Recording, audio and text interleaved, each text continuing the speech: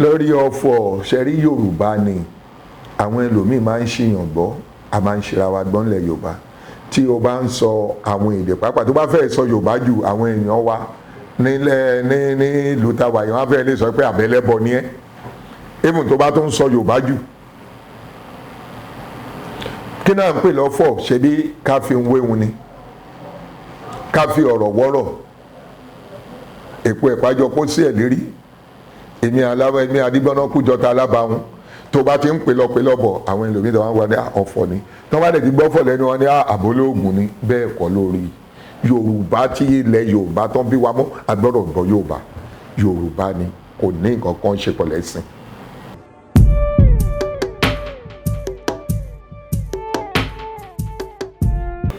tó bó ṣe wọn lọ́wọ́n ọba ló ń ṣọlá ọ̀rọ̀ pọ̀ núwèé kọ́gbọ̀ o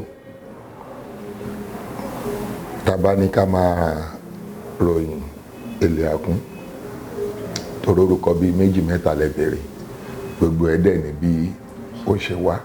ní ọdún náà lọ́hùn gẹ́gẹ́ bí àlàyé tèmi máa ń ṣe àwọn òbí tí wọ́n bí mi méjèèjì ilẹ̀ Ìgbómìnà ni wọ́n ti wá ìyá àti bàbá mi wọ́n wá ní Òkè Ọ̀là Òró ní Ìrẹ́pọ̀ Ọdún local government ní Kwara State. Bàbá àti ìyá mi jẹ́ oníṣòwò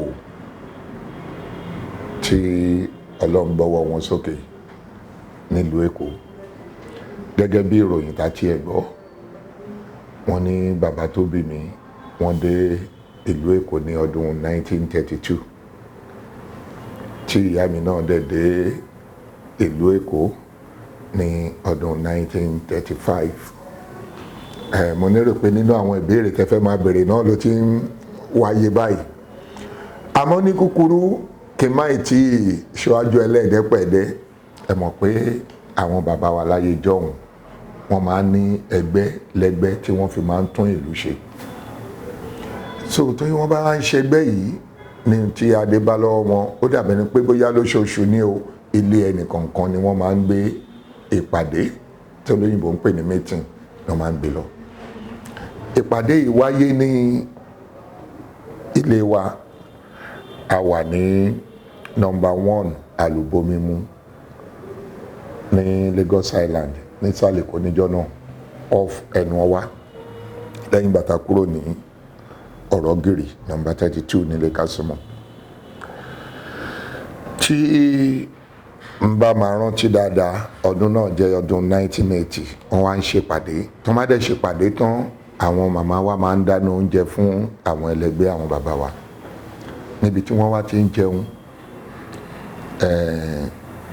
òkèèna òyìnbó máa ń pè ní fortunate wà ní tòsí lẹ́yìn ìgbà tó ń parí meeting tán tá jókòó tí wọ́n yàrá àwọn ọmọdé náà máa wí pé oúnjẹ náà ń jẹ ìbóyá wọn á pààsì sí wa ibi tó ṣáà ti ń jẹun bí àwọn méjì àbáwọn mẹ́ta ni wọ́n tọwọ́ bọ àwo kan náà tán jẹ ọ̀rẹ́ wọn kan ó ti mẹ́ran kínní àwọn tó kù ò tí mú ó tún mẹ́ran kejì àwọn tó kù ò tí mú nígbà tó wà mú kẹta dáàdì wà ní o lè ní ọ kúra ẹ̀bẹ́ mọ̀ wo kúra yìí èdè ìlú wa náà fi sọ èdè Ìgbómìnà ni o lè mọ̀ ní àbẹ́ mọ̀ wo kúra yìí o lè ó wà sínkì sí mi lára mi ò gbédè náà rí lẹ́yìn ìgbà tí egbèrègbè táwọn àlejò wọn ti lọ ó wá díjọ́ kejì èmi dẹ̀ ti wà nínú iṣẹ́ eré orí ìtàgé yìí mo dẹ̀ ti kọ́ nínú iṣẹ́ tíátà pé Yorùbá tí ò bá yé wa gbọ́dọ̀ máa bèrè àwa dé ṣọ́ọ̀pù níjọ́ kejì mo wá ń bèrè lọ́wọ́ dáàdì mi pé ẹ pé ọ̀rẹ́ yín bàbá alágbájá báyìí ní kúra lánàá kí ló ń jẹ́ kúra àti kí ni ìdí tẹ́ fi pè wọ́n ní kúra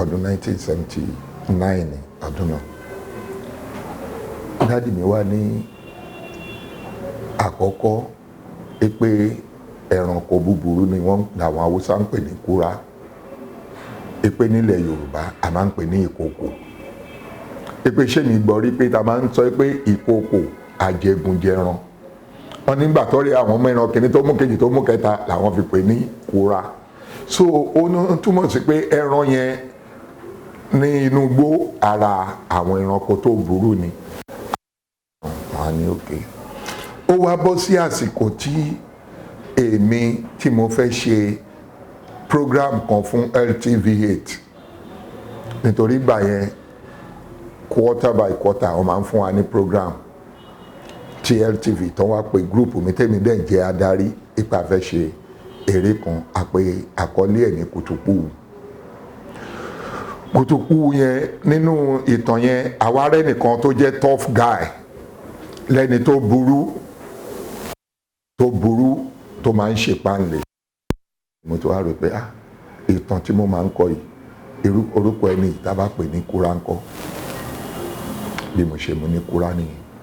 Àwa ṣe Kùtùkù yẹn tán, ẹ gbọ́ mi sà, nígbà tí àwa ṣe yẹn mo wá rí pé nígbà náà ayé gba ti ìtàn yẹn níwọ̀nba tiẹ̀.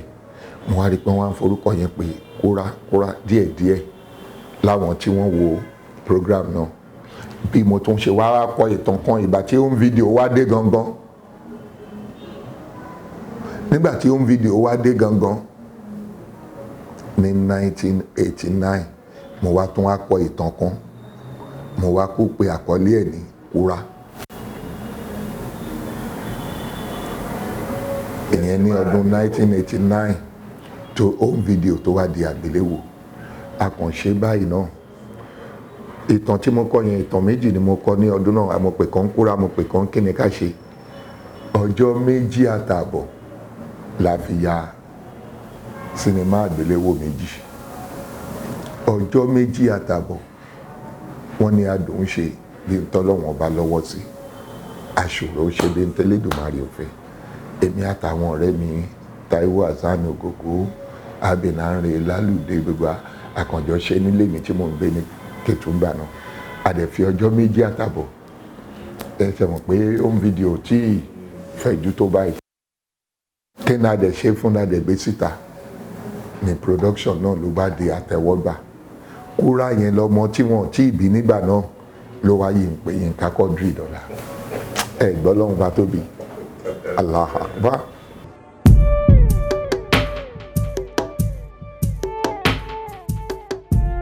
Bí wọ́n ṣe ń gbìyàn nìyẹn, gẹ́gẹ́ bí mo ṣe sọ ìtàn àwọn òbí mi, oníṣòwò ńlá ni wọ́n. Bàbá àti ìyá mi ń tajà ní number 8 Reclamation Road ní Ìdúmàgbò.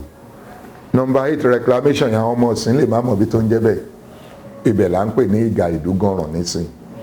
Ó wá wá láti Ìgà Ọba number 1.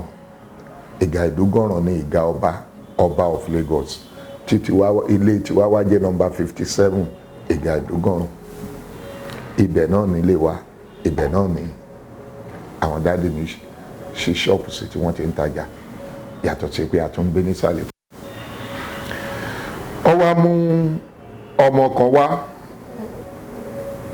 láti ìlú òkè. Ẹ mọ̀ pé àwọn ẹ̀gbọ́n, àwọn àbúrò, àwọn ẹbí ọmọ máa fi ọmọ ránṣẹ́ pé kóun náà wá kọ́ṣẹ́ ìṣòwò lẹ́kọ̀ọ́, kóun náà lè dọ́lájà. Ẹbí wa lọmọ náà. Kò wá tí ìjú ọ̀sẹ̀ kan tó dọ́dọ̀ wa lọ wà ní ṣọ́ọ̀pù ni.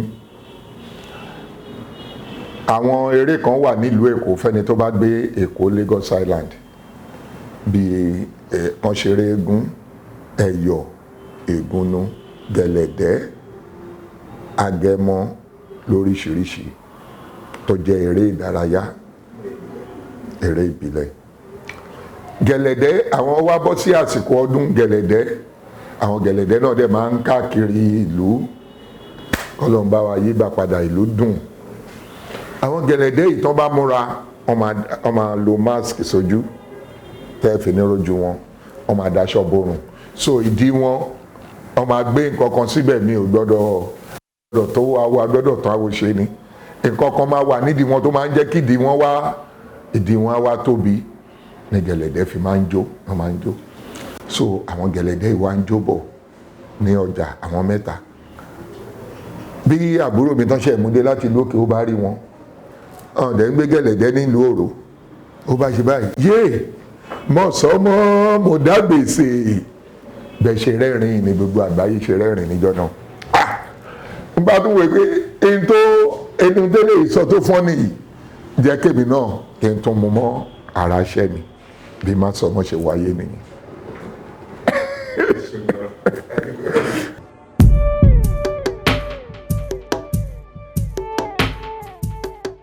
Bí àkọ́kọ́ ohun tí mo kọ́ sọ pé àwọn òbí mi wà nínú ẹni tí Ọlọ́run gbàdúrà wọn lẹ́kọ̀ọ́ tó gbọ́wọ́ wọn sókè nídìí ìṣòwò.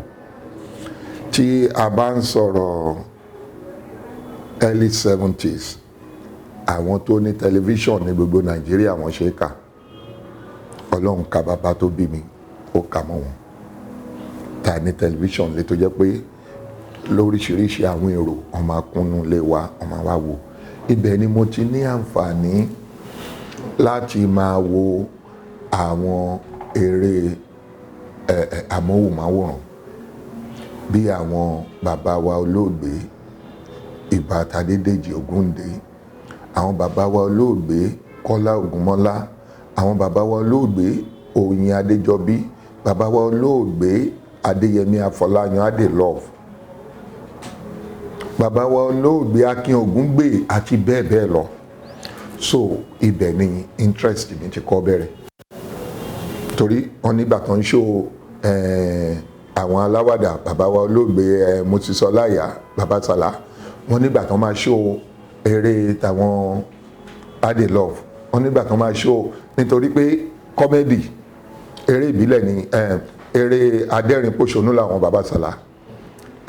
Àwọn olóògbé Adéyẹmí Afọláyan àti Ayọ̀ Àríṣekọ́lá, àwọn yan eré ìfẹ́ láàyò bí tá à ń pè ní love drama.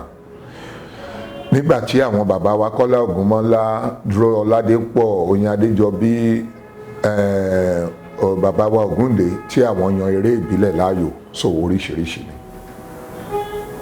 So mo fẹ́ràn kí n máa wá wò wọ́n lóríṣiríṣi. Ṣé mọ̀ pé interest ọmọ kékeré àti kékeré náà ni ibi tó ti bẹ̀rẹ̀ nìyẹn, torí pé bóyá torí pé mo ní àǹfààní àti máa wo tẹlifíṣàn.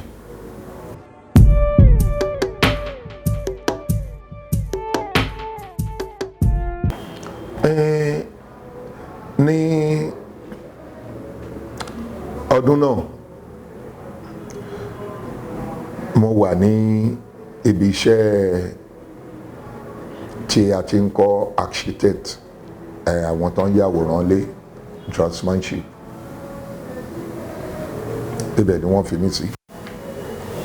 Lẹ́yìn ìgbà tí mi ò ní àǹfààní àti ka ìwé yẹn púpọ̀ mọ́, àwọn òbí mi fi mí síbẹ̀ ní nọ́mbà 8 Ìdólúwo lọ́dọ̀ ẹ̀gbọ́n wa náà ní aráàlú wa, olóògbé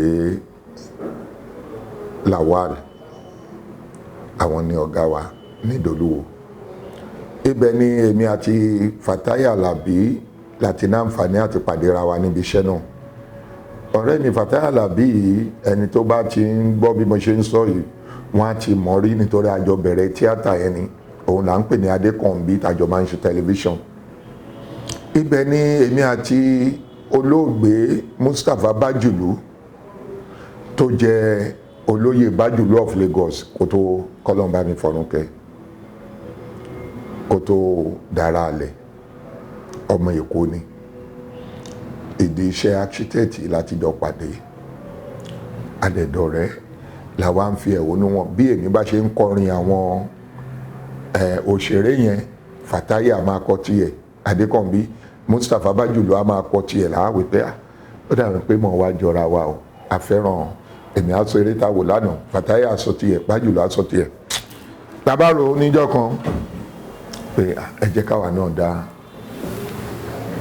iṣẹ́ tíátà lẹ̀. Gbogbo àtàdárúkọ yẹn kò sí òbí wa, kò sí ẹbí wa kankan tí wọ́n trace pé tíátà àwọn ṣe tíátà rí. Àwọn bí ọ̀nà tèmi ṣe jẹ́ nìyẹn, bí tiwọn náà ṣe rìn ní àdẹ̀jọ́ pẹnupọ̀. Èmi ń gbé ní Sàlẹ̀kó Àtòkò Àwo, olóògbé Mustapha Bájùlú ń gbé ní Sàlẹ̀kó Àtòkò Àwo, Fatai Adékànbí ń gbé ní Ọbalẹ́ndé, òun náwọn ọ̀rẹ́ tiẹ̀ lọ́balẹ́ndé, èmi náwọn ọ̀rẹ́ tèmi lóko Àwo, Bájùlú náwọn ọ̀rẹ́ tiẹ̀ ń Sàlẹ̀kó. Àṣàfi meeting point yẹn tí mi ò bá gbàgbé July 16th 1977, àpàdé ní nọ́mbà 63 Mọ́ṣáláṣí Street, Ọbalẹ́ndé, Ẹlẹ́ṣin. èmi káwọn ọ̀rẹ́ tèmi wá, Fatai káwọn ọ̀rẹ́ tiẹ̀ wá, Gbájúlù káwọn ọ̀rẹ́ tiẹ̀ wá, láti jọ sọ fún pé a fẹ́ máa ṣe tíátà. Ìpàdé wa July 16th 1977. Abájọ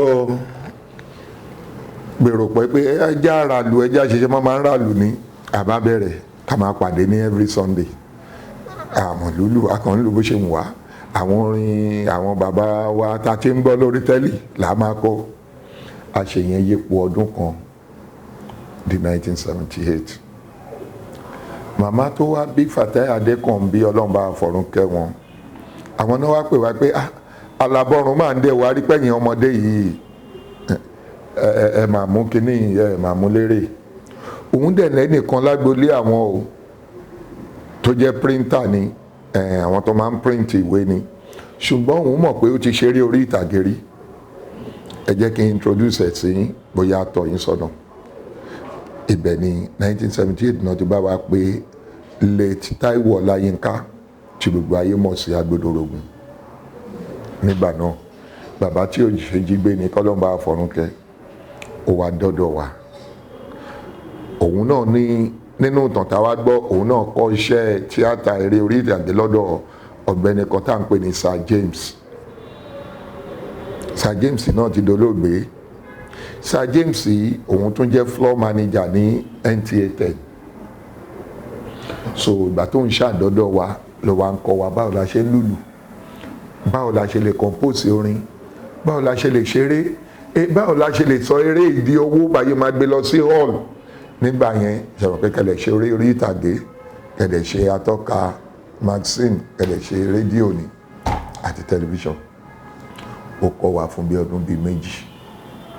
Eré yẹn wá wọ̀ wá lára, ó wá yé wa. Òun wá kún wa nídìí ni òun náà fẹ́ dẹ́gbẹ́ tòun sílẹ̀ ibi tí ewu wa ràn lọ́wọ́ dèrè. Àgbẹ̀ àrọ̀ àṣe àwọn àgbàlagbà náà sọ fún ẹ pé èyí tó ṣe yẹn náà kò tí ì jẹ̀bi, ó lóun fẹ́ dẹ́gbẹ́ tòun náà sílẹ̀, ẹ̀yin náà mú fún un. Àwa change ẹgbẹ́ yẹn kúrò nítorí nígbà tóun dé, kóun tó dé àpè orúkọ ẹgbẹ́ wa ní Àfòpíná. Nígbà tó dé tó ń darí wa, ó change ẹ̀ sí Ìsàlẹ̀ Ọ̀rọ̀ Theatre Group. Nígbà tó máa lọ, nítorí kó tó lọ, ẹgbẹ́ yẹn ti wá ń fẹsẹ̀ múlẹ̀ àti inú orúkọ nítorí àti ń ṣe television program. Nínú ẹ̀ náà láti ṣe Agbódòrògùn àti ṣe oríṣiríṣi tó yẹ pé àwọn ayé ti gbà á.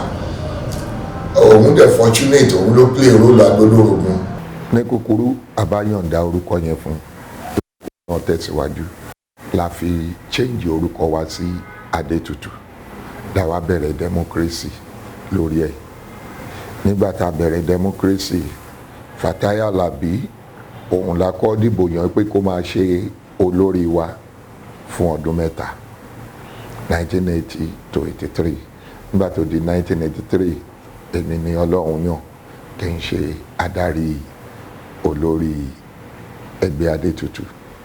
Láti 83 sí 86 lọ́lọ́run tún yan Yínká Fábí.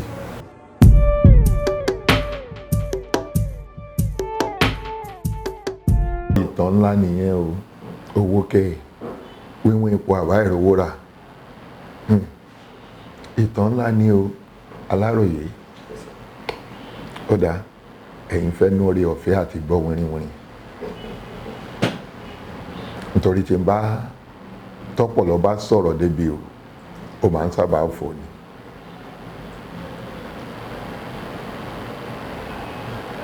Ọ̀rọ̀ iléèwé, arákùnrin kan wà gẹ́gẹ́ bí mo ṣe sọ, ẹbí ló jẹ́ sí àwọn òbí mi. À ń pè wọ́n ní Rasaq Alábí. Wọ́n mú wá sí ọ̀dọ̀ bàbá tó bí mi kó wá kọ́ṣẹ́ ìṣòwò. Nígbà tí wọ́n wá dọ́dọ̀ bàbá tó bí mi, wọ́n ju èmi lọ púpọ̀ o. Ẹni tí mò ń wí yìí wà láyé nítorí èèyàn gidi ni. Ẹ mọ̀ bí kán ní tọ́mọ bá ti lọ́dún 5 sí 6 kan yaṣẹ́ fún.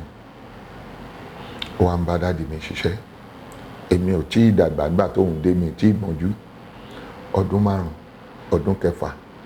Àmọ́ àwọn tó ń jọ jákọ̀ ẹgbẹ́ tó jẹ́ ọmọ bàbá tó bí mi, bóyá kí n sọ pé kí ni Yorùbá máa ń pe lack of seriousness? kò ní kan ṣe. aláìníkànṣe tí tó jọ ọmọ bàbá gangan pọ̀ lẹ́ni yẹn, ẹni tó jọ ọmọ bàbá ò serious, ẹni tó wá jẹ̀bi ló serious. So wá di pé ó ti wá ṣiṣẹ́ yẹn gidi gan débi pé bàbá ò lè filẹ̀. Lẹ́yìn ìgbà tó pé ọdún 6, àwọn òbí ẹni bàbá bó wá ní ẹni nǹkan ṣe ẹ fún ní yọ̀ǹda. Bàbá ní ẹjọ́ ó lọ́dún díẹ̀ sí, ó lọ́dún 10, dádì mi ò lè filẹ̀.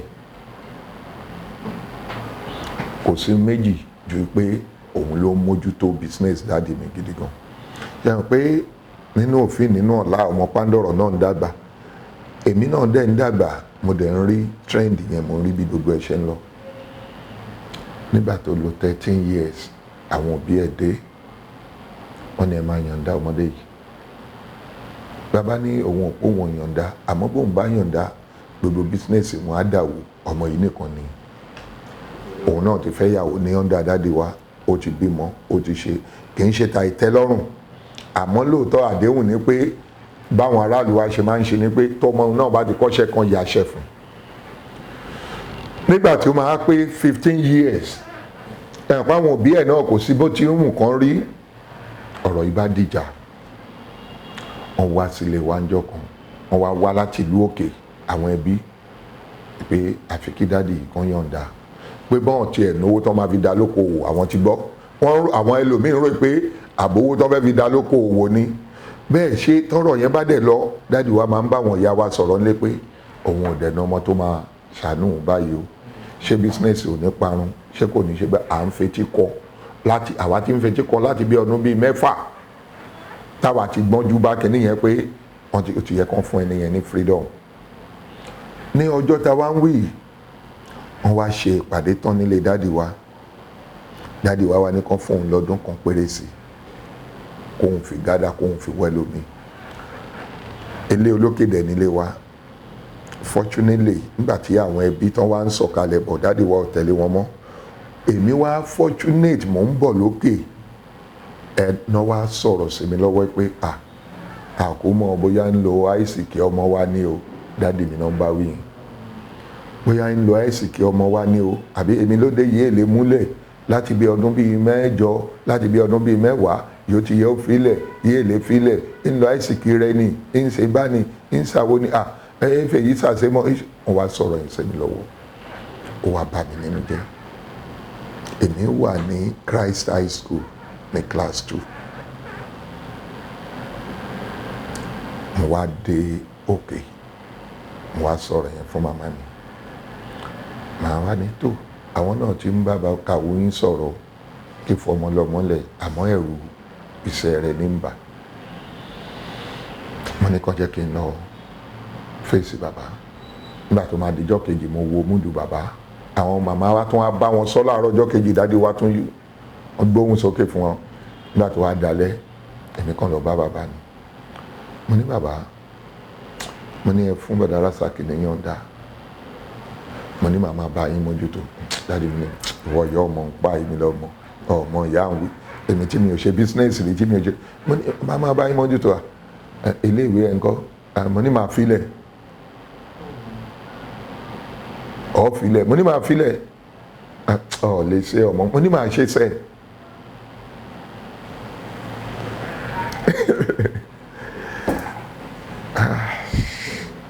Allah. All right. All right.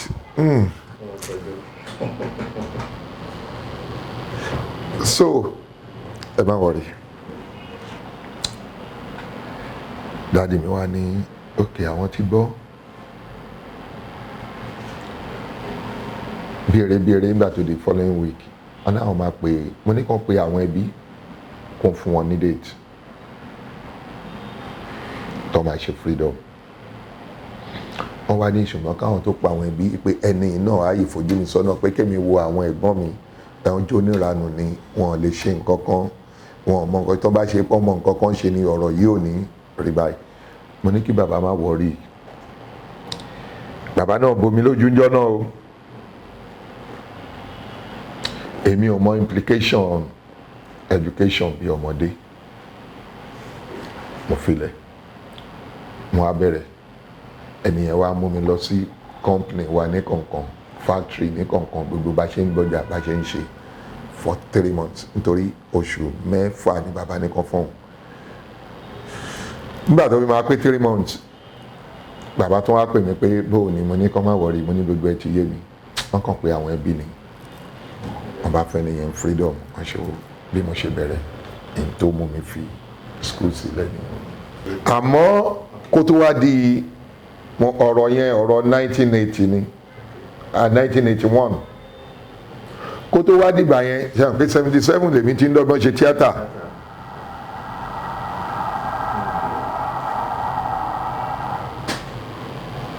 Ṣé do you understand? So kó tó dìgbà yẹn tíátà ti wọ̀ mí lára. So n tí ó lè jẹ́ ká fi ilẹ̀ mọ́ nìyẹn. So mo dẹ̀ ti graduate nítorí bí mo ṣe ń lọ school ni mo ń kọ́ iṣẹ́ architect. So 2 years la fi kọ́ architect, a dẹ̀ ti graduate kúrò mbẹ̀. So bí a ṣe fèsì business nìyẹn. Àmọ́ nínú business yẹn ó wá dé pé mi ni mo promise bàbá mi ò gbọ́dọ̀ jẹ́ kán lack of anything. So bí mo ṣe ń ṣe yẹn mò ń yọ́lẹ̀ lọ ṣe tíátà ni gbogbo ìgbà yẹn bàbá ò tí mọ̀. Until ìgbà tí name yẹn wá ń wá táwọn customers bá wá láti Bídà, Básítà, Ìlọrin, Abẹ́òkúta, Ìjẹ̀bú, wá mọ́ra bàbá máa rọ́mọ yín inú tẹlifíṣàn, bàbá kọ́ ní kì í ṣọmọ òun. A máa rí kì í ṣọmọ nígbà tó yá bàbá náà wá rí pé àbíwọ ni mo ní mi ni. Nígbà wo lọmọ ń ráyè lọ sí mo ní Sunday ni, irọ́ ni o. Tí n bá ti bá bàbá ṣe gbogbo tó máa ṣe tán tó bá di dọwọ́ ọ̀sán mọ́rọ̀lẹ́, even tó bá jẹ́ Ìbàdàn. Nítorí pé nígbà tí bàbá rí pé ọmọdé ilé ìṣèpá ò ṣe, òun náà wá wò pé kí ni òun lè fi máa wú mi lórí. 1981 ni bàbá nìkan kọ́ mi mọ́tò, ló wá kọ́kọ́ ra mọ́tò kan fún mi Honda Kinet ní 1981. Láti bá yẹn bí bàbá ṣe máa ń change, nígbà tó di 84 ó change ẹ̀ sí 504 Saloon, nígbà tó di 87 ó change ẹ̀ sí wagon. Bí bàbá ṣe ń ra mọ́tò ló fi já sí wípé òṣèré tó máa ní òun mọ Yínká Quadri nígbà tó ń fẹsẹ̀ rìn ó ṣọ̀hún tó bá yẹ̀ lórí àwọn tí mo náà jọ bẹ̀rẹ̀ ní 77 yẹn.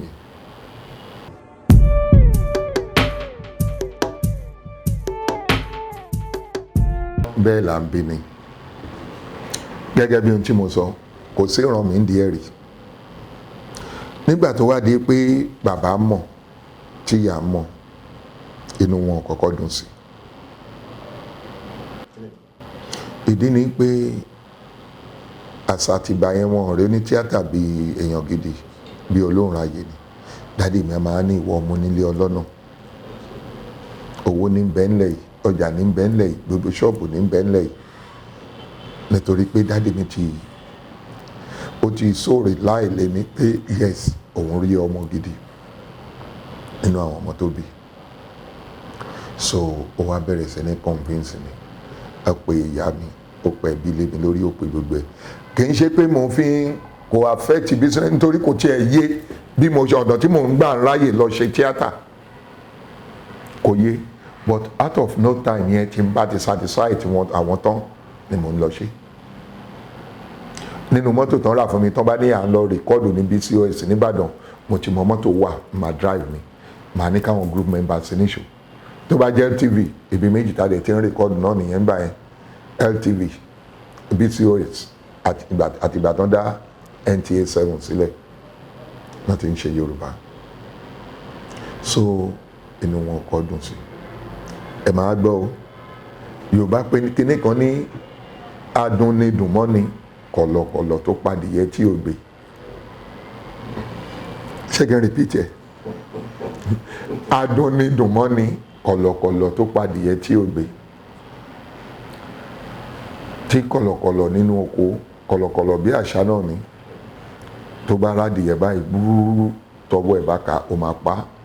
Ìyàtọ̀ òun àtàṣà ni pé àṣà máa gbé ròmọdìyẹ lọ, kọ̀lọ̀kọ̀lọ̀ máa pa adìyẹ sílẹ̀.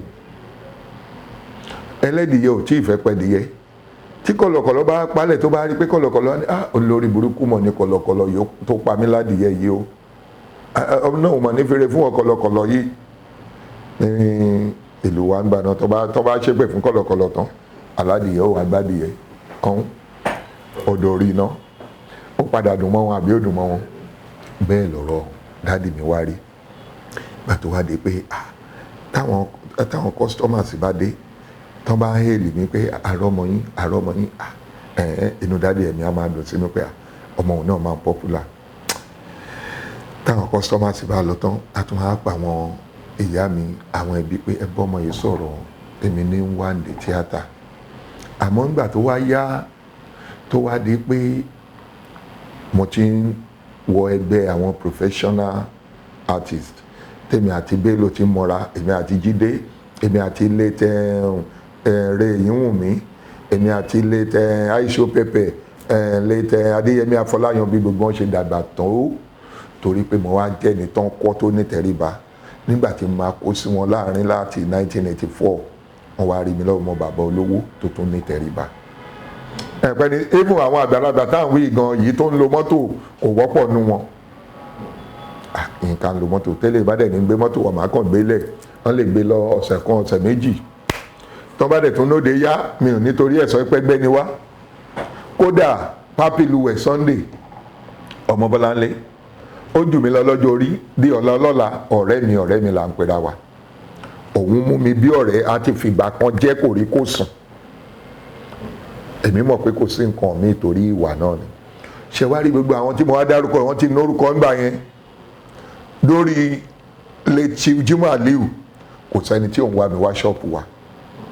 Tí gbogbo wọn bá ti wá ń bọ̀ látòkèrè báyìí, èrò á máa tẹ̀lé wọn. Ilé ọ̀dọ̀ olóko ọba, dádì mi náà ń pè lólóko ọba. Torí gbogbo ẹni tó bá ti ń jẹ́ Kádírì ní Kwara State, òun bọ́ bá jó ọkọ ni. Ìtàn mi ilẹ̀ tún gbọ́ yẹn o, tí ò wọ́pọ̀. Gbogbo ẹni tó bá ti ń jẹ́ Abdulkadiri, òun bọ́ bá jó ọkọ, sọ wọn máa tún pè wọ́n ní olóko ọba. Ní sọ́ọ̀bù olóko ọba náà ń lọ. Inú dádì mi náà wá dùn pé èrò ló tẹ̀ láwọn. Tán bá dé bẹ́ẹ̀, àṣẹ wọn lálejò. Ẹ wo 80s tí dádì mi bá máa fún ẹni òṣèré kan lówó ń gbà yẹn, ó ní 3,000, ó ní 5,000. So wá jẹ́ kí gbogbo àwọn ọlá ọlọ́run àtọ́lá dádì mi náà pẹ̀lú ohun tí mo fi tètè lórúkọ, gbogbo àwọn bàbá ní industry wá fà mí mọ́ra. Èmi náà wá kọjá àyè mi. So gradually inú dádì mi wá ń yọ, wá ń dùn pé ọmọ òun náà máa ti ń ná kìkì. Ọwọ́ dádì mi náà wá ń ráwọn èèyàn kọ̀ọ̀kan tó wá ń sọ fún mi pé tí ò bá ti fi affect business yín, ẹ máa ṣe. Inú àwọn ọ̀rẹ́ dádì mi, ọlọ́run fọ̀run kẹ́ gbogbo wọn, ló wá pé dádì mi jókòó ń jọkan pé ọmọdé yìí àmọ́ bí orí ń bẹ́sẹ̀ rẹ̀ o. Tó bá jẹ́ pọ́nà tóun fẹ́ gbà náà nìyẹn, ẹ má disturb ẹ o. Níta kàn fẹ́ sọ fún ọmọ náà ni pé wá àwọn àbúrò ẹ tí wọ́n lẹ́kọ̀ọ́ bíi tiẹ̀, jẹ́ kán mọ̀ nípa business dádì ẹ. Wọ́n sọ eléyìí. Tòun tí bá ṣe sọ fún dádì mi náà, ó yìí bìlí pé kò sẹ́lòmíì náà tó lè ṣe jè mí lọ. Wọ́n káwọn àbúrò mi síbẹ̀. Nígbà tó di 1992 tí mo ti rí pé àwọn àbúrò mi tí wọ́n bá ṣe ń gbàjà tí ń tọ́jà, dádì mi ò fẹ́ kí n kúrò rárá. Nígbà tó dé stage kan, dádì mi ló dá òun fẹ́ retire, àwọn òṣìṣẹ́ mọ́. Millions of naira tó wà ní shop kí n máa direct ẹ̀, kí n máa wá kọjú ẹ̀, kí n máa ṣe.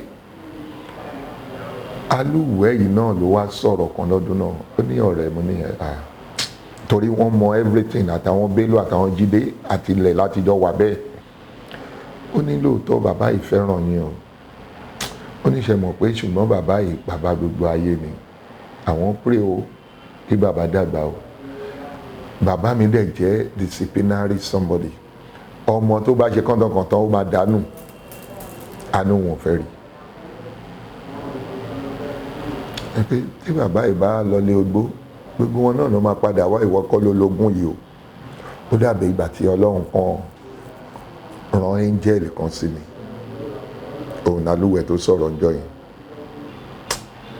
Mi náà kàn pa àwọn àbúrò mi mẹ́tẹ̀ẹ̀ta tí mo ti ń kọ́ ni, mo ní ẹ máa fèsì ṣọ́ọ̀pù bàbá mi wà mọ́. Ẹ wo, èmi ni bàbá fi bísínẹ́sì sílẹ̀ fún iye tó wù mí ni mò ń ná o. Gbogbo àwọn ọmọ tèmi náà ń bí nígbà yẹn private school ni gbogbo wọn go through, náà ń lọ ilé tí mò ń gbé, mo ti ń gbé 3 bedroom flat as at 80s. Ó dẹ̀ pa gbogbo ẹ̀ jì. Alúwẹ̀ ní kí n wo àwọn àwàdà kẹ́ríkẹ́rí bí fíìmù yẹn, iṣẹ́ tíátà iná làwọn ń ṣe, àwọn dẹ̀ ń mẹ́ẹ̀kì, àwọn ń rówó. Mo ní kí ló wá ṣèmi náà tí mi ò lè fèsì squarely. Àmọ́ nígbà tí n fi máa fi ṣọ́ọ̀pù bàbá lẹ̀, àwọn àbúrò mi ti kó tó di pé ọlọ́jọ́ wá dé ní 94 sí bàbá.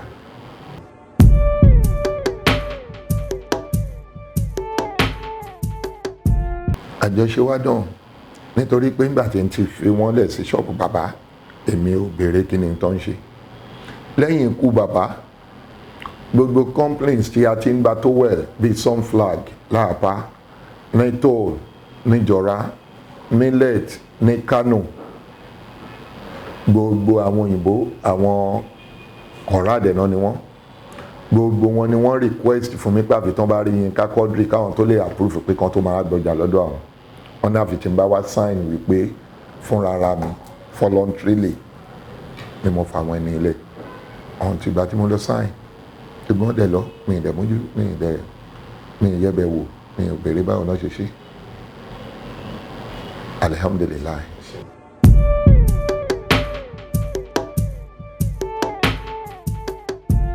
Agbódòrògùn, òun ni the first television program wa.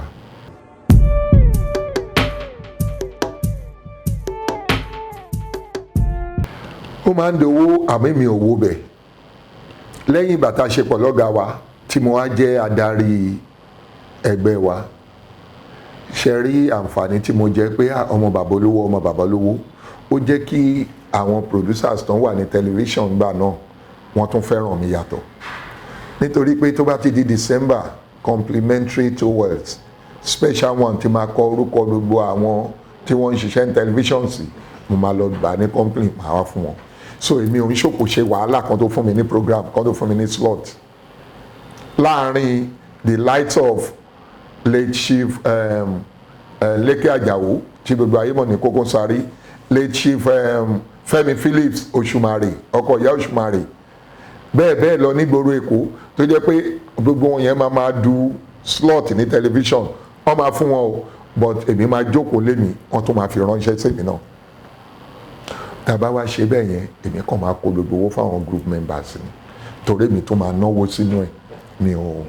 Mi ò tiẹ̀ ever mọ̀ pé orin máa dowó máa dọ́là báyìí. Alhamdulillahi Rabbil Alamin.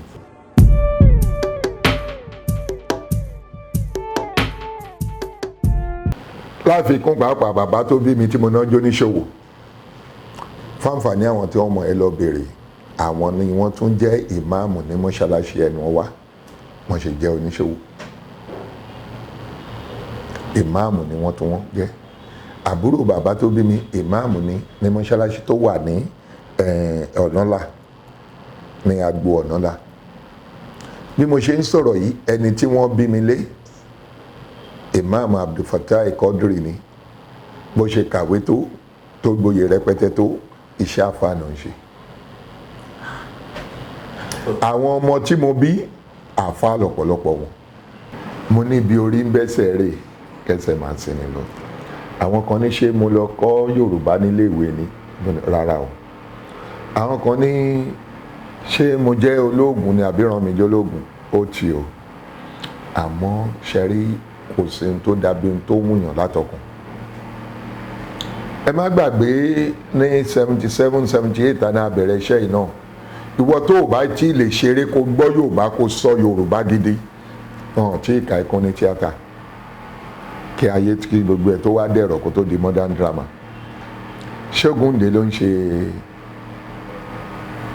eré takasúfè ni, àbí Dúró Ládépọ̀, àbí Kọ́lá Ògúnmọ́lá, àbí Oyin Adéjọbí, àbí Bàbá Ògúngbè. bàbá Sàlá nìkan àwọn náà ń ṣe eré apanilẹ́rìn. Adelove Fatayos àwọn méjèèjì yẹn lákàn rí tó ń ṣe eré onífẹ̀lé tí ó wọ́pọ̀.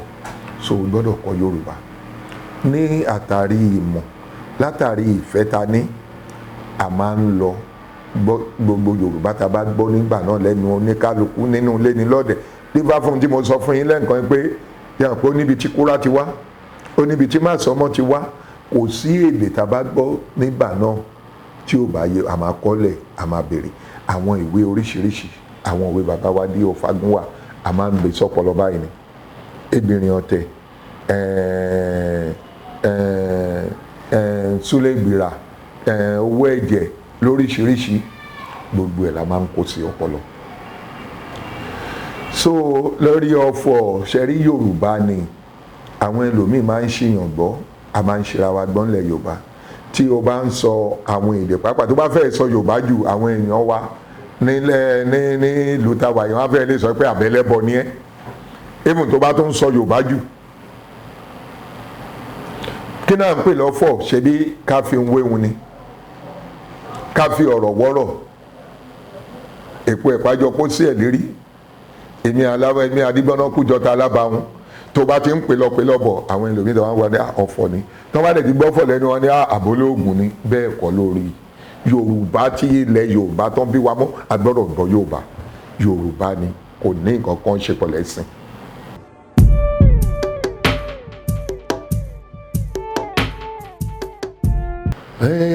Ìdí ni wípé ṣe rí in tó fi dá tán fi ní èwe, kéèyàn máa fi èwe ṣe gbogbo ohun tó bá yẹ kéèyàn ṣe nìyẹn. Gbogbo ohun tí ọpọlọ èèyàn bá ti rẹ́gísítà nígbà èwe, Ọlọ́run má dà wá lórí rú, kò ń lọ títí dọjọ́ ogbó. Kọ̀ǹpútà ni ó ti rẹ́gísítà nìyẹn. Àmọ́ unlike kó wá dàgbà tí n tó ń rò ti pọ̀, ó fẹ́ ro báyá ṣe fẹ́ jẹ, bọ́mọ ṣe fẹ́ jẹ, wọ́n ṣe fẹ́ lọ léèwé, bí ọ̀gán ṣe fẹ́ survive, kò ń easy láti cram, láti kọ́ sórí. Àmọ́ gbogbo ẹ̀ ọ̀pọ̀lọpọ̀ láti kọ́ nígbà tí à ń sáré kálẹ̀gà gbogbo ń ta kọ́ yẹn tó àdẹ̀dùpẹ́ pé Ọlọ́run jẹ́ kó ọpọlọ wá dàrú.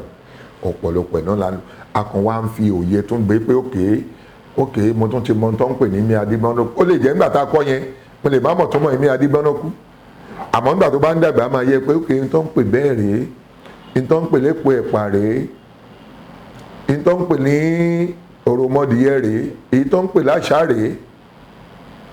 So àwa máa tún á fi wéra wọn, ìwọ náà máa fi wéra wọn, wàá fi jọra wọn. Àwọn bàbá wa tó ń gbé àwọn òwe sílẹ̀, èyí tí wọ́n fi wéra wọn nìyẹn làwa náà wá ń fi wéra wọn. So ló fi já sí pé àwọn lecturers pàápàá wọ́n máa wá bá wa gbọ́ Yorùbá, kọ́ Yorùbá lẹ́nu wa. Ìtọ́ ń pè Yorùbá ní tó bá ti lè mọ àwọn, tó bá mọ ewé dáadáa, tó mọ egbò dáadáa, tó mọ oríṣiríṣi ẹja, tó mọ oríṣiríṣi ẹran, àfi wéra wọn, lọ́dẹ̀ di Yorùbá nìyẹn, kì í ṣoògùn.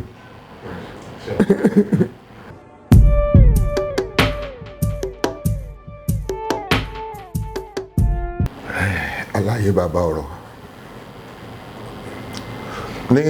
Mo ti sọ síwájú pé nígbà tó di 1983 wọ́n dìbò yàn mí gẹ́gẹ́ bí olórí Adétutù Theatre Organization títí di 86. Nígbà tó di 86 títí di 89.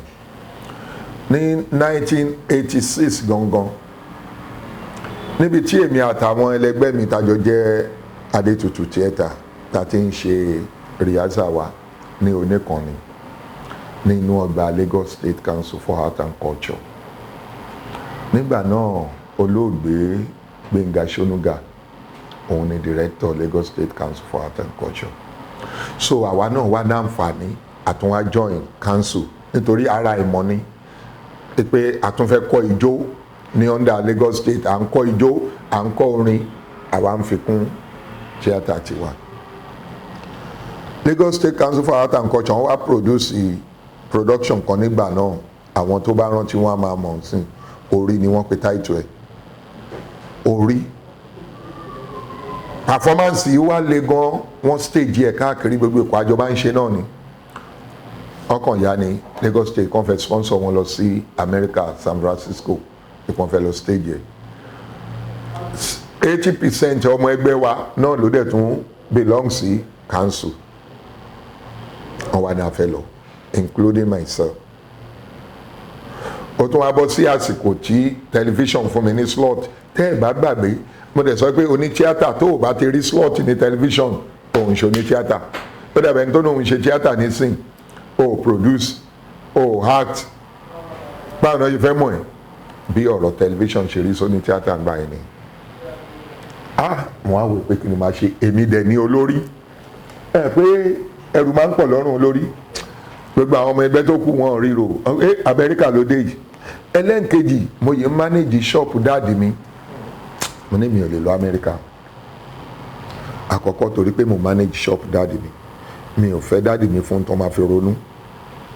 Ara àwọn nǹkan tí mo sacrifice ni. Ẹlẹ́nkejì, slot wọ́n dẹ̀ fún mi slot mẹ́ta ọ̀tọ̀ọ̀tọ̀.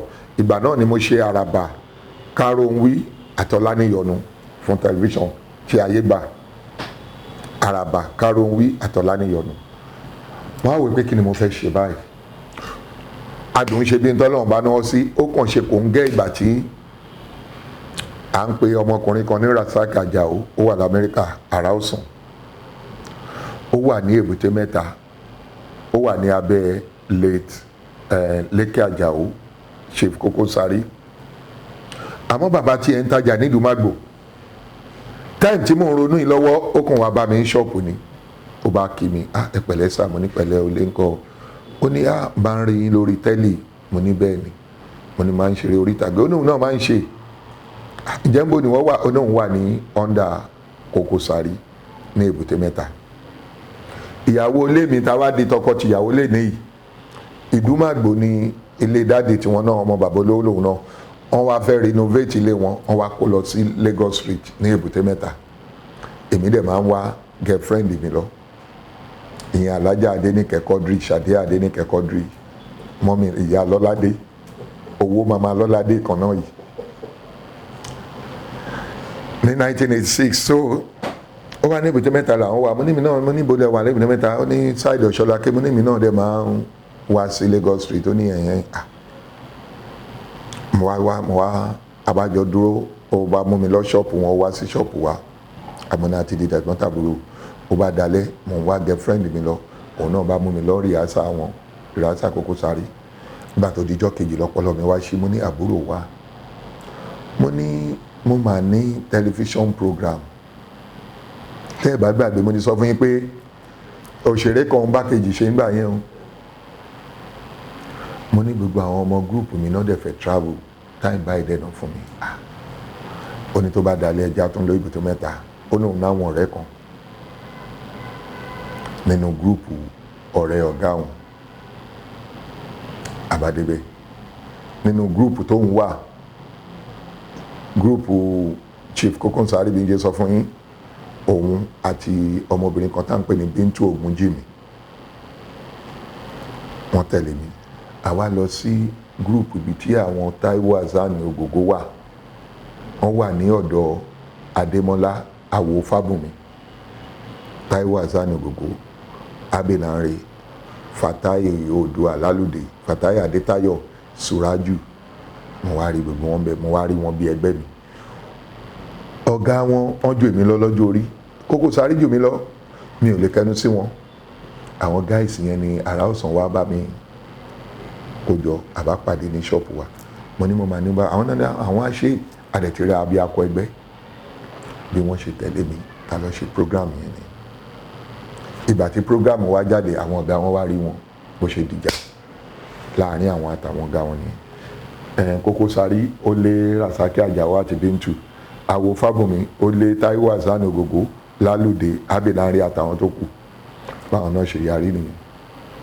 Báwọn náà ṣe fọ́ọ̀mù gúrùpù kan tí wọ́n pè ní Oòduà Tíátà. Oòduà Tíátà yẹn ni Fatai Adétáyọ̀ ń jẹ́, ló fi ń jẹ́ Oòduà dé ni. Gúrùpù tán jọ fọ́ọ̀mù ni.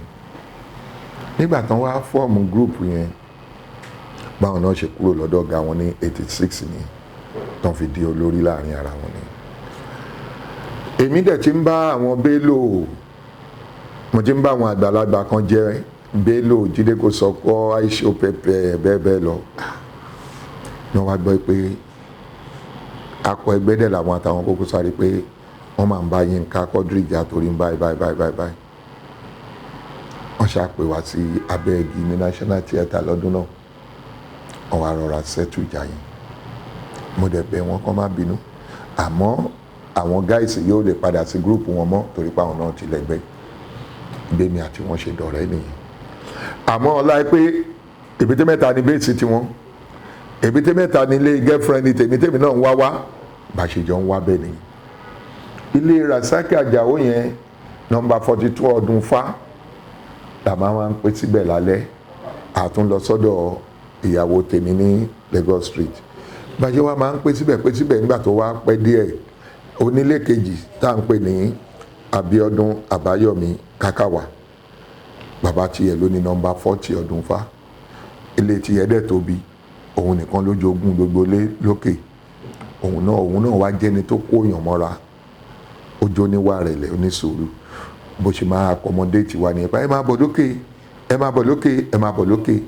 Bá ṣe bí ọ̀rẹ́ ṣe dẹgbẹ́ là bá ń pè sí nọ́mbà 40. Bí àwa kò sí ẹnìkan tó fúnra rẹ̀ sọ pé ẹjẹ́ àdá kakọ́ọ̀sì sílẹ̀. Ẹjẹ́ àdá ọdún fá kakọ́ọ̀sì sílẹ̀. Àwọn èèyàn wá rí pé à ń pè síbẹ̀. Àsìkò yẹn náà wá parí ìjà èmi àtàwọn ọ̀gá wọn àtàwọn bí a ṣe fọ́ọ̀mù ibi tí a ti kọ́ bẹ̀rẹ̀ unity nìyẹn. Mo fẹ́ lè ní látòrí mi ni. Ẹ lọ kọ́ sílẹ̀ ẹni Yínká Quadri parọ́ kan. Àwọn nígbà tí àwọn Aisho wá parí ìjà náà wá ní ẹja ṣe stage performance kan tó máa kó gbogbo àpọ̀ ní tíátà. Ọláníyọ̀nù eré mi táwa ṣe yẹn táwọn ọ̀gá wọn bínú sí àwọn náà wá partake gbogbo aláwájọ ṣe Ọláníyọ̀nù ní stage. Ó wá pull crowd bí àwọn Dr. Aisho Pepe àtàwọn ọ̀gá Bello wọ́n ṣe ní ok láti ní lọ ẹjẹ́ a máa ṣe stage performance lóṣooṣù lórí gúrùpù kọ̀ọ̀kan. Àṣà níbẹ̀ ni unity àwọn ẹgbẹ́ òṣèré ló ti wá di pé gbogbo wa báwọn ti Ìbàdàn ṣe ń join wa àwọn tàbẹ́kúta. So bẹ́ẹ̀mi àtàwọn Ògògó ṣe wá ń pàdé yẹn bó ṣe wá di pé à ń move kò pẹ́ kò jìnnà ni home video bẹ̀rẹ̀. Ọlọ́run fọ́run kẹ́ lẹ́tẹ̀ Muyideen Alabi Arómiré òun náà wá ń join wa ń bẹ̀. Àwọn ará àtàná wá sọ wá di ọdún Fakakos. Ọlọ́run ṣe fàṣẹ sí.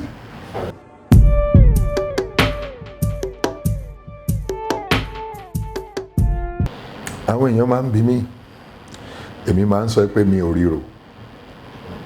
Ìdí tí mi ò fi ríro tẹ́ bá gbọ́ àlàyé mi láti ilẹ̀ torí pé iṣẹ́ yìí ó wù mí látọkàn láti kékeré. Pé tí nǹkan bá wùyàn lọ́kàn gbogbo challenges tó bá wù kó máa rí kò ní dàbí challenge. Ìgbà tó náà máa bá mi ṣe èmi tún wá ń fi owó ṣe.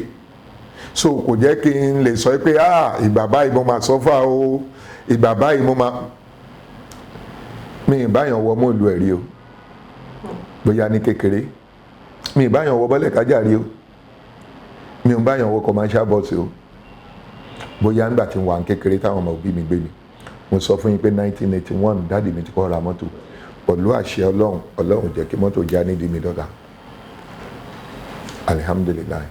So àwọn ìpèníjà yẹn torí ìfẹ́ tí mo ní síṣẹ́ yẹn bóyá plus owó tí èmi fi ń finance ẹ̀ kò jẹ́ ń ríro kì í ṣe pé kò sí o but the only regret tí nǹkan máa ń ní even dọ́là ni pé iṣẹ́ yìí nígbà míì ó máa ń lóòótọ́ máa ń fa àwọn ẹ̀gbin kan tó yẹ pé ẹni tí ò tó kó rí èèyàn fín láti wọ pé ṣe báwọn ní tíátà ni ṣe mọ̀ pé ọlọ́run dá wọn ọlọ́run ṣe àwọn ẹ̀dá kan dá bí ọlọ́run ṣe dá àwọn èèyàn gidi tán pọ̀ lọ́lọ́run ṣe àwọn èèyàn mídàkára kó wọ́n appreciate iṣẹ́ ọlọ́run lára ẹlòmíà ó lè jẹ́ agbódómadé àbí pati ẹlòmíà kan look down on you ike àwọn ní tíátà yẹn ni ó tọrọ lọ́wọ́ ẹ̀ ó béèrè owó lọ́wọ́ ẹ̀ ẹlòmíì nínú ọ̀rọ̀ tí ò tó ẹ alárúkọ ọmọ ẹ lórí kì í ṣe pé orúkọ tán làmọ́yàn lórí bí kì í ṣe bó ṣe máa pòtẹ̀ àìfẹsọ̀ kébù sí láìfẹlẹ́jọ́ so àwọn nǹkan kan tí mo kàn máa ń regret tó máa ń dùn mí pé ṣé tí mi ò bá ṣe tíátà ṣé wọ̀ yìí ṣé tí n bá jóṣìṣẹ́ ìjọba tí mo dẹ̀ ti lò 43 or 44 years tí wọ́n tó ṣẹ̀dá yìí ṣé wàá kàn pè mí anyhow àbí wàá ṣe kinní kan anyhow àwọn nǹkan kéékèèké ní but lẹ́sẹ̀kẹsẹ̀ máa ti pera mi padà máa ti ṣe alihamudulilayi èmi mo tọrọ òkìkí ọlọ́run ló fún mi má gbà lọ́wọ́ mi.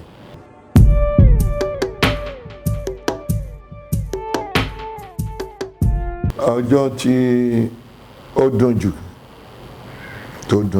tó jẹ́ má ní gbàgbé tí mo mú wúra mi sùnsùn mo mú àkọ́bí mi lóbìnrin àti ọmọ mi lọ́kùnrin ìyẹn ìṣàkọ́bí lọ́kùnrin o mo ṣàmọ́ ọmọ mi méjì tí mo rí i pé orúkọ mi ni mo fi tó visa lóyìnbó fún mi èmi ni mo ra tíkẹ́ẹ̀tì fún wọn èmi náà ni mo mú wọn dání pé ó yá o nítorí àkọ́kọ́ ti ní OND níbí èkejì ti ní OND níbí ẹ wá lọ kàwé tó kù nílùú òyìnbó gẹ́gẹ́ bí ìlérí tí mo ṣe fún yín níjọ́ tí a kọ́ dé port of entry ní Heathrow tá bọ́lẹ̀ tá kọjá ọ̀dọ̀ àwọn immigration mo wá wòra mi pé ò ní tíátà so àwa náà lè ṣe ohun tí olówó ń ṣe nídàkejì nínú ẹ̀ náà ni nígbà tí mo tún wá ń struggle èyàn ń ṣe owó ogún téèyàn bá lọ́dọ̀ bàbá mọ́ o nígbà tí mo ti ń jèrè tíátà mo ti náwó sí sọ̀rọ̀ débẹ̀ ni mo ti ralẹ̀ látàrí ṣọ́ọ̀bù tí mo tà torí iṣẹ́ tíátà mo ti ra mọ́tò látàrí ṣọ́ọ̀bù tí mo tà torí fíìmù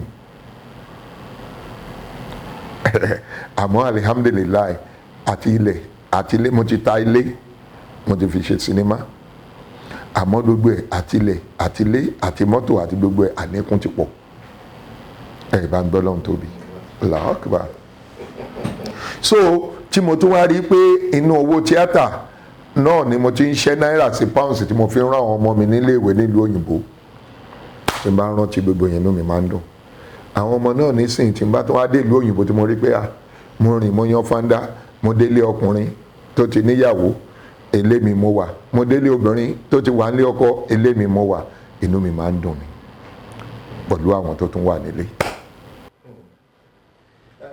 màá tún wá rí pé ókè o nínú àìkàwé tiwa yìí o tàbá ní a máa kà lé ní èjì lọ́mọ ta ti rán léèwé tán ti graduate wọn ń ṣe ibẹ̀ mẹ́fà o àwọn undergraduate wà ń bẹ o alihamdulilayi.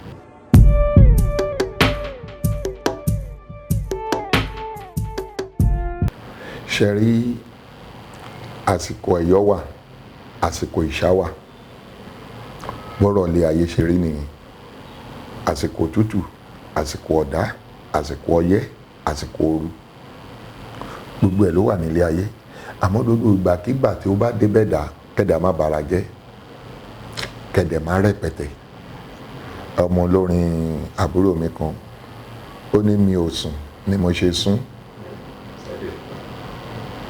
ó ní gbogbo ẹni tó bá tí ò bá sùn tó bá ti sùn onítọ̀hún sùn nìyẹn ẹ ti understand àsìkò tó bá bẹ̀ dà kò gbà pàsìkò ìlódé jẹ́ fún tẹ̀ra mọ́ èmi rí ọjọ́ iwájú Yorùbá pé ó máa padà great gan ó máa dájú tàbá wọ̀ pé àwọn olóyìnbó máa ti ń gbaṣẹ́ yìí àti ń sòyìnbó ju àti ń ṣe tẹ bá tún wá wo ohun tó ń lọ nísìn kí n já yín sí ẹ̀yin lè má mọ̀ àwọn tá à ń pè ní Netflix àwọn tá à ń pè ní YouTube àwọn tá à ń pè ní foreign cable gbogbo wọn náà ń béèrè fún eré ìbílẹ̀ nísìn pẹ̀lú owó ńlá dẹ̀ ni wọ́n ń gbélẹ̀ ẹ wo sinimá tí àbúrò wa Fẹ́mi Adébáyọ̀ ṣe tán sìn eré ìbílẹ̀ ni ẹ wo èyí tí àbúrò wa Kúnlé Afọláyan náà ṣe eré ìbílẹ̀ ni tó dẹ̀ ṣe pé àwọn Netflix ni wọ́n ń gbowó fún wọn King of Boys tó ń trend lọ́wọ́ lórí Netflix Yorùbá náà ló pọ̀ jù so ìyẹn ti fi wọn àfẹni tó bá ń tán rẹ̀ wípé Yorùbá àlọ́jọ́ iwájú.